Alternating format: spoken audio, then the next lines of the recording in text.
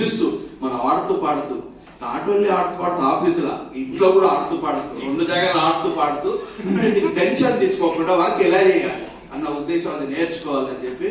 Life అంటే ఉద్యోగం ఒకటే కాదు, భార్య పిల్లలు కూడా, అది కూడా లైఫ్ లో పార్ట్. అక్కడ ఇక్కడ 2 జాగాలు సక్సెస్ కావాలి, అప్పుడే మన లైఫ్ సంపూర్ణంగా సక్సెస్ అయినట్టు.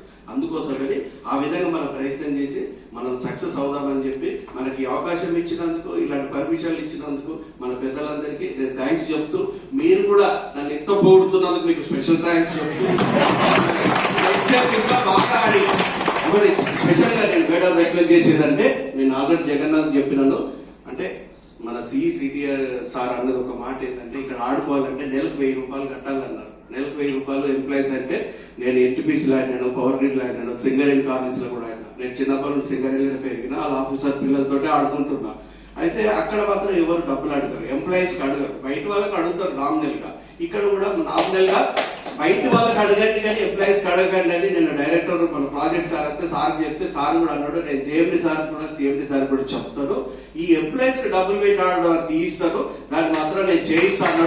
అది చేయడానికి మన మేడంలో సార్ ఇద్దరు సీడీలు, ముగ్గురు సీడీలు దాన్ని ప్రయత్నం చేసి ఆ రూల్ తీసేసి మనకు రోజు 5 గంటలకు 5 నుండి 6, 7 ఒక 1 అవర్ ఆడుకోవడానికి ఫ్రీగా పర్మిషన్ ఇప్పిస్తారని వాళ్ళని నేను స్పెషల్ రిక్వెస్ట్ చేస్తున్నాను.